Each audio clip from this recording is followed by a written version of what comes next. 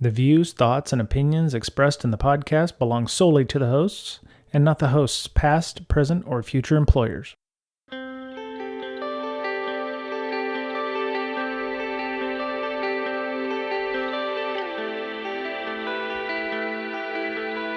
Hello, everybody. Welcome back. It's Brian, just Brian this week for Breaking Down Security. Ms. Berlin, Mr. Betcher have client meetings. I am lucky enough to have no meeting Friday at my office, so I'm taking a little time here before I actually go to work to interview somebody this week. This person actually was a conference organizer at hardware.io that reached out and said, hey, would you like to talk to this person? I was like, yes, because it reminds me of some of my early days of when I was trying to be a hacker, failing miserably. But this is a very interesting topic, something that has been around for years, and I'm just going to go ahead and bring him on here. We'll introduce Sébastien Dudek to the show. Hello. All right. So, Sébastien, thank you for coming on. I understand that you're actually between labs right now. You're actually teaching a classroom full of people on how to do SDR and SDR hacking, and we're gonna do our best to get you out of here before the lab ends. Which you're in between labs right now, which I find interesting. That's never happened to us in 6 years, where somebody's actually doing something else at the same time. So, Sébastien, can you tell people about yourself, how you got to be where you're at right now, and what do you do for a living? So actually, we are in a situation in France that now we have to stay at home, a lot of people, but we are actually in a lockdown, the lockdown version 2. So, but actually, I have also my own company that is located in my home, so it doesn't change anything for me. So I'm actually doing some trainings from home, but also some missions. I'm also working for the Trend Micro company, also in full time. So I'm working, a lot on about radio communication systems, hardware, and also IoT stuff and industrial IoT. So it's mainly that. And yeah, I'm like it was like I was first working as a researcher in the radio communication system at Sogeti in the French company 10 years ago, and then I changed the company to do some pen testing stuff because I didn't know anything about pen test. So I could like, for example, learn about how to pen test like generic things like websites, network, and also Windows system that I never know. Then after some years, I just look around and I saw that a lot of clients were asking also about securing the IoT systems. And I was like, okay, the problem is that IoT systems use a lot of radio. So as I have so some knowledge in radio, why I should not create a project about that? So I wanted to include this project inside my ex company, which was Synactive at the time. And then after a year of negotiation, I was like, okay, I will maybe staying at Synactive. I will never do what I want. So I just um, I started my own company and starting the beginning of this year. So it was like the perfect timing because also at the beginning of this year there was also the COVID situation, and so actually also now it's working pretty great. But yeah, if you need, for example, if you want to know how to create your company, doing doing your own company in such situation when you have some COVID stuff or something like that, you can also ask me. I can also do some training about that. So yeah, it's kind of everything. But yeah, I'm almost already now. I can listen to other questions you have. Fantastic. Okay, so we're here today to talk about software-defined radio. Yep. A lot of organizations use it. I was, doing some research for preparing for the interview, and I found there are a lot of wireless implementations out there. When I started trying to dabble in software defined radio, and we talked about this for the podcast, I had a Linux 2.4 kernel, which tells you how old this was. It was a USB device. It captured analog over the air TV, but then you could buy an adapter for it, or an amplifier in this case, to allow you to do things like play around with the 2.4 gigahertz wireless B systems, and there was far less wireless space than everybody was trying to hack garage door openers. But just in a simple search of Google, there's a lot of systems now that use Wi-Fi or custom wireless implementations. What experience? What kind of systems are you seeing now that have these custom wireless implementations?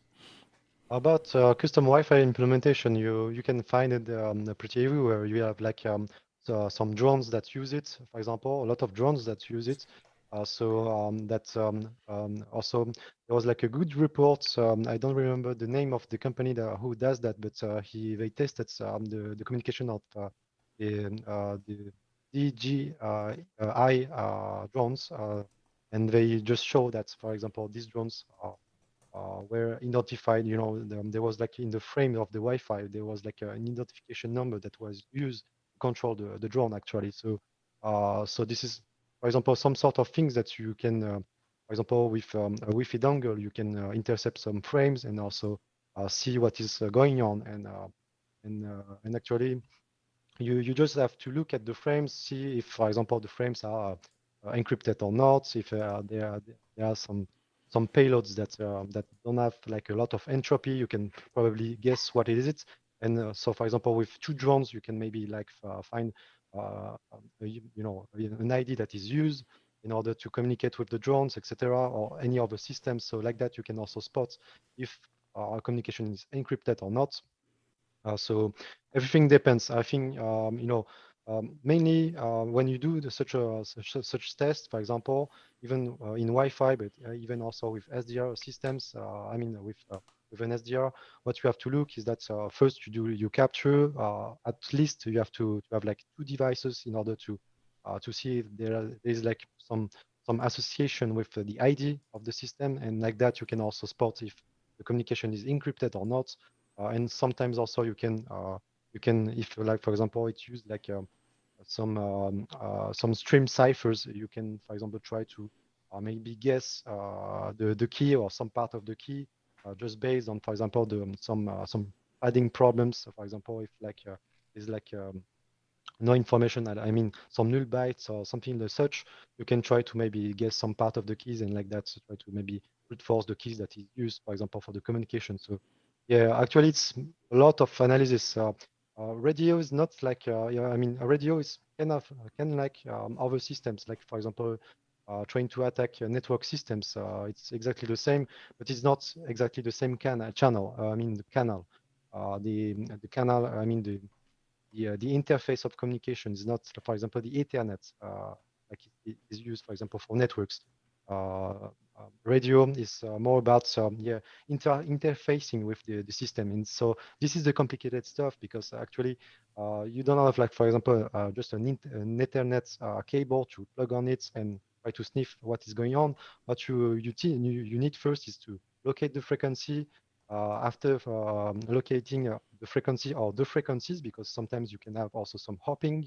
So the hopping happens, for example, for LoRa systems generally, and also other systems, like also you can see the mobile systems, for example, also. And after analyzing all the systems, you can, for example, do your captures and then analyze your capture, try to replay. The first attack, for example, if you for example, in a pen test, if you want, for example, a first vulnerability to just look at, I mean, to put in your pen test uh, report, you can already try the replay attack. So you can, for example, try with a remote, you can open a door or close the door, and see if you, for example, if you just replay you capture, you can close the door or open the door. And so like that, you can already say that there is like no anti-replay mechanism that will prevent from this kind of Cool. attack. And then you can continue Hmm. by studying the communication, the protocol, if there is an encryption, etc. If there is like an encryption or something as such, you will have you will have to pass through hardware analysis, like for example dumping the firmware and then dumping the key because maybe the keys are the same between two systems. So you can then, after having the key, you can try to decrypt the communication with the key you have dumped from one system and see if you can have like the clear text out of the communication. So yeah. Huh. Okay. So, um, okay. So you'd mentioned encryption, poor encryption or bad encryption, or being Mhm. able to sidestep that encryption, and also key replay attacks.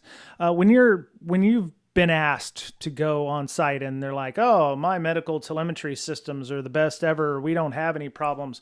What is the first thing you look at when you're uh, doing those kinds of tests? Is it whether or not the encryption is good, or do you threat model that and go, okay, I've seen systems like this before. You're using RC4 for encryption, so obviously that's crap because and what does a system test look like for somebody who's working an engagement like that? Yeah, depends of the risk. I mean the risk of the. I mean it's only depends of the context. So if your client says that, for example, it's not risky, this kind of vulnerability is not risky, or it's not like something very terrific for them.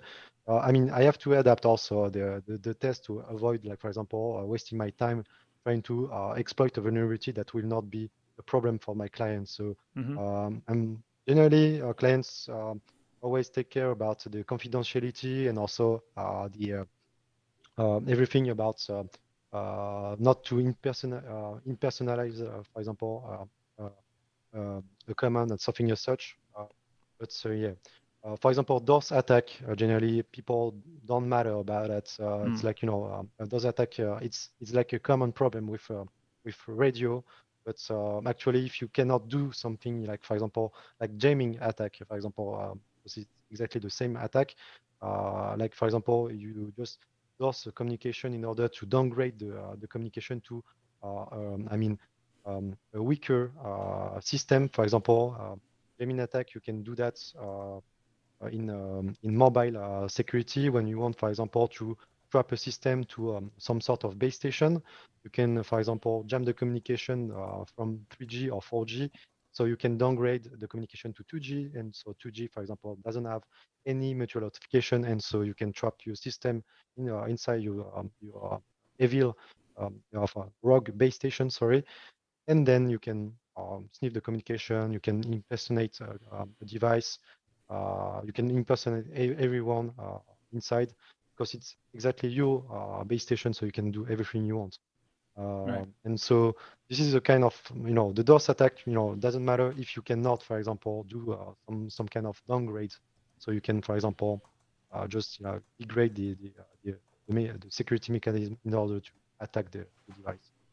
Okay. Yeah. Cool. So we've talked quite a bit this year, and I mentioned this before the podcast just to make sure that you knew. We talked to a company called JSOF in Israel who had worked on a custom TCP implementation from a company called Trek, which it's old, it's antiquated, it's not easy to patch. Um, Mhm. Obviously, I would think with systems like this you have supply chain issues. So you're going in, you're going to talk to a car manufacturer who's got Bluetooth implementation, or you go in and you're talking to a building control system and they're like, oh yeah, we've got this cool product and whatever.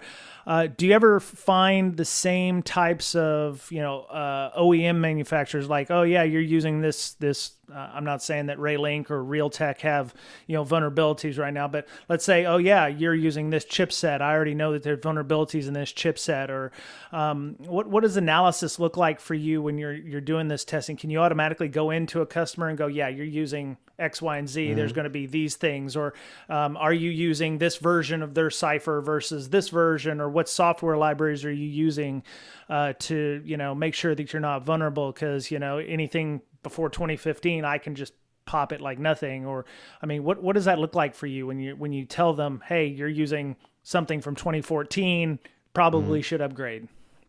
Yeah, when you, for example, when the client come with a system, generally I'm already curious about the system because I don't want to discover it, at the place. So sometimes I want also to prepare myself. So at the beginning, the client just give me, for example, the chipset or the technology he's using, and so I can also have like an idea of which type of vulnerability I can maybe try.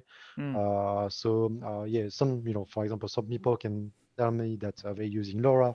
So the first question I will just ask to myself is if they use LoRa or LoRaWAN, for example, in order to see, for example, there will be like a custom communication that will be maybe broken already, or LoRaWAN, when maybe I will have to maybe brute force some keys, some weak keys, for example, because already in LoRa, for example, LoRa 1.0 and 1.1, there's like already some security, but still the security of LoRa 1.0, it's depends a little bit, but still it's kind of secure. It's more secure than having like a custom system, just on top of LoRa, just LoRa.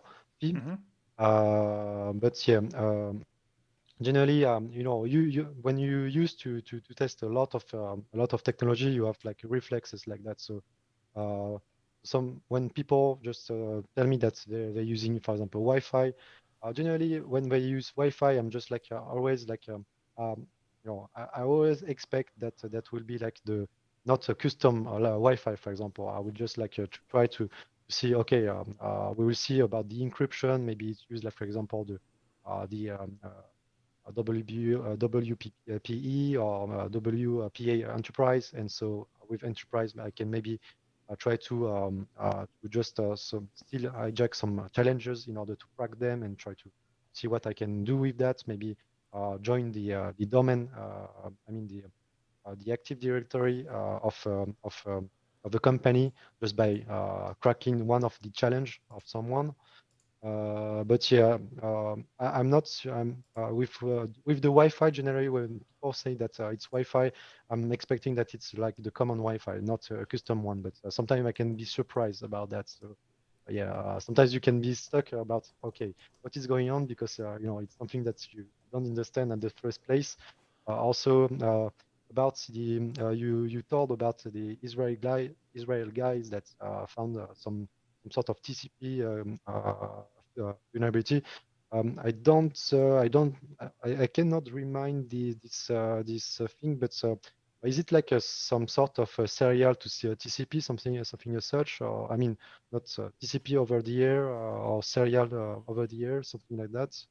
What From is it? From what I understood, it was a custom TCP implementation that was used on Hmm. embedded systems for its Yeah. lightweight use. It had been around since like the mid '80s, and had split off to a company that was in Japan that was using it on everything from toasters to cars and all that. And then there was a U.S. component. So he trying to track down all the companies that used it. I believe there was organizations like Schneider Electric and Yeah. those. We mentioned that in the podcast, so I'm not disclosing anything that isn't out there, but yeah, it was a hot mess. So tracking down the people who are using that product, I think they're still tracking down everybody who's trying Mm. to use it, but it actually required them to go to some of the customers who are using these custom TCP implementations for Trek to talk about it a little bit. So Was it using like a wireless communication in order I'm to not communicate or sure. not? Yeah. The way that the gentleman made it sound, it was Shlomi Okay. Oberman it wasn't necessarily wireless, but I guess it could be. Yeah, you mentioned LoRa right now. I've got some links in our show notes. Mm. Uh, Just looking at the Wikipedia page for LoRa, I did not realize that we had wireless in so many places. There's Mm. farming systems that are Also, yeah. using it, black rhino poaching protection in Tanzania, smart parking systems, smart fire alarms and detections, reindeer tracking in Finland, smart water monitoring. I mean, there's crazy Mm. things I would not have even thought of. Natural disaster prediction and sea turtle monitoring. I was like, holy cow, there's a lot. And then, of course, obviously, there's proprietary network stacks for LoRa, one called Dash 7 in this case, or Mm. something called Helium Systems, a proprietary protocol system based on similar technology. Do you do a lot of protocol analysis on these? I And do what like a lot of protocol analysis. I mean, generally it's like a nightmare sometimes because sometimes it's documented, sometimes it's not. Sometimes you have to pay for documentation because it's like Right. an ISO documentation to pay I mean to buy. And sometimes you buy your subscription to that, and you don't have like the good documentation because the documentation is like too old and you cannot download it. So sometimes it's like hell. But you can always find someone who did the implementation at some points and just release some part of the implementation in GitHub sometimes. So if you are lucky, you can maybe find the protocol. I mean, for example, there was like a good exercise. It was like last year with the V2G systems. V2G system exactly use, for example, it is like the smart grid system. It allows, for example, for your car to be charged, smartly. And so, for example, you can charge and discharge a car, and everything then is managed by by the grids. And actually, it used like some sort of protocol called V2G, but the V2G also is used to communicate. It's using a channel. I mean, it's using, sorry, the power line communication transmission. So actually, Mm-hmm. it's used like, exactly the same system as you use, for example, to extend your internet connection at home when you don't want to use the Wi-Fi because you want, for example, some quality of services at home, Right. and so you want to extend the internet at home like that with some plugs. And it's actually using the same technology as the plugs one, but using another standards that is more green because it consumes less energy. But still, if you, for example, you know that cars, for example, are just when you're charging your car, the car is charged with like a charger, but the charger is using, for example, an electrical network. And Mm-hmm. so, as a resident, for example, which is connected to the same electrical network, you can, for example, also talk to the car like that with inside your own residence. So if this residence is connected to the same electrical network. So actually, this is also the things I love is that I'm doing a lot of RF, but also there's like a lot of RF stuff that also happens, but not just in the air, but also inside electric lines. So and also the protocol is was kind of complicated because we had like to with my old colleague at the time we had to reverse engineer the whole protocol. We didn't had any tools to work on the unplugged green fee, also the V2G, and so we had to implement the unplugged green fee, then the V2G, and also implement the encoders in order because there was like also a use of an encoder in order to exchange information in a compressed way. So it will not like take a lot of space by transmitting the data between for example, the charger and the car.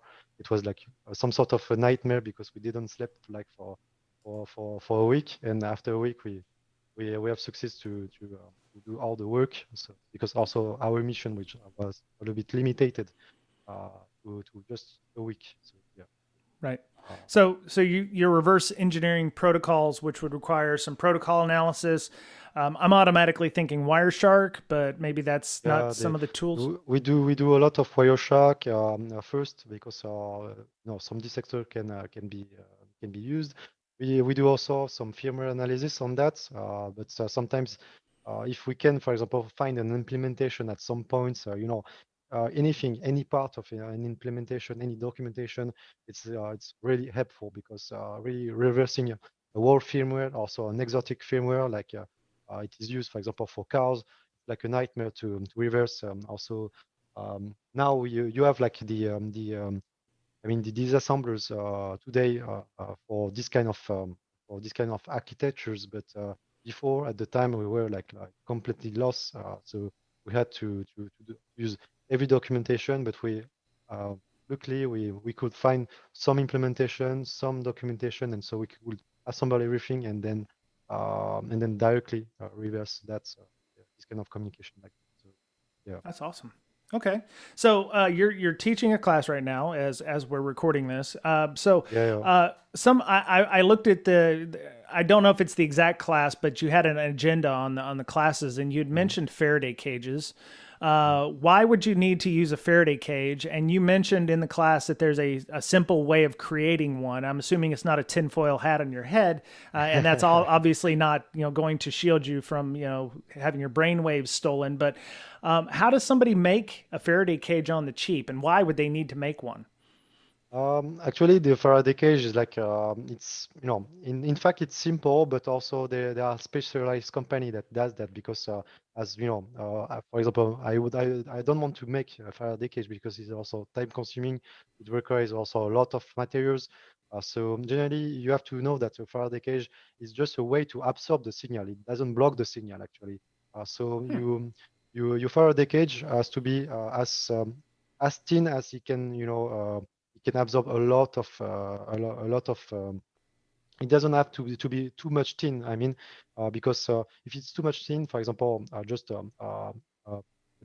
like for example, an aluminum foil is not enough to absorb a lot of energy. And um, why we do that actually is that because at some point if we want to do our analysis, as a researcher, we don't want, for example, just first to broadcast the signal everywhere. So we will maybe produce a lot of noise everywhere, and also maybe it will be like a mess around for other devices. We want also to protect other devices from our attacks, so we can just attack Right. our target and not other devices around. Also, because of leaks, because we don't want, for example, if we have like a vulnerability, we don't want to leak Oh, right. the payload at some point.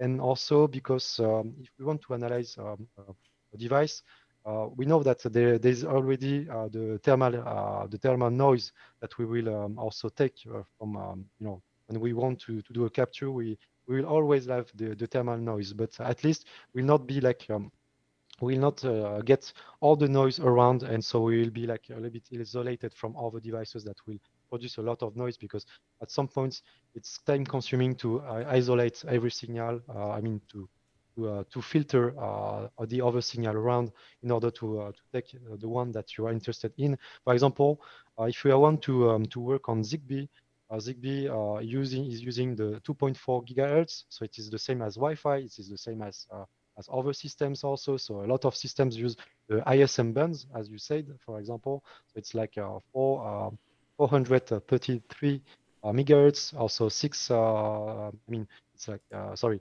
868 megahertz. You have also in US, you are using also the 300 megahertz, etc. And you have also the 3.4 that you can find everywhere. So actually, if you have to work on the 2.4 gigahertz, which is like pretty common everywhere. Every people work on that. I mean, every neighbor work with that frequency. Unless you are like in a lost island, it's like a nightmare to capture, like a decent capture of your target that is using this exact frequency. So this is also why. So it's a clean lab type environment thing. That makes sense. Exactly. Also. Okay. Okay.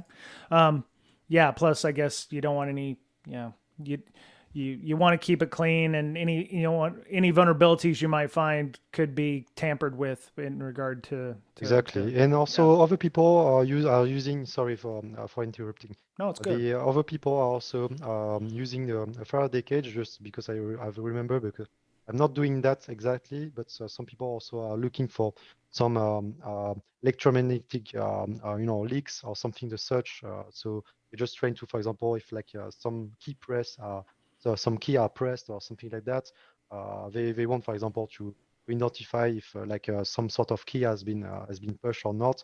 And so you need like a perfect environment. I mean, a clean environment in order to make your first analysis, and then you can go real world. But first, you need to work on a clean environment because at first you don't know what you are looking for at the beginning.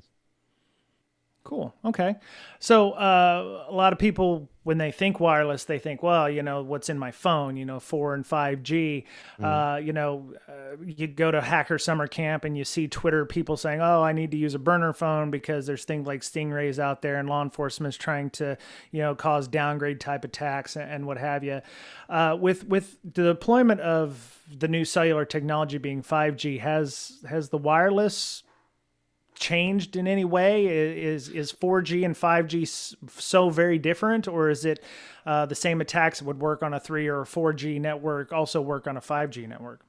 It would be very complicated, for example, to intercept a communication in 5G. I mean, already in 4G, when you have because you have I have I don't remember the word for that, but you have like carrier. Yes, sorry, you have like a carrier aggregation technique that allows, for example, for the 4G to use more carriers in order to exchange more information at the time. And so that is like very complicated to, for example, to jam if you want to do some downgrade, because actually with an SDR, I have developed a software that is called Momo Jam, which is supposed to be used with Mono Map in order to map the cells, and then you can jam some specific cells, and you will not jam, for example, all the cells that exist in the world. So it's like very you can use that with any SDR devices, but yeah, actually, already if you want to do some jamming on 4G, it's like kind of complicated because you have to jam on every channel at the time. You have to to jam every band, and also it includes sometimes the GSM bands at some point. So you have also to look at which GSM bands you will not jam because actually using a jammer for 4G is like also not. I mean, it's more complicated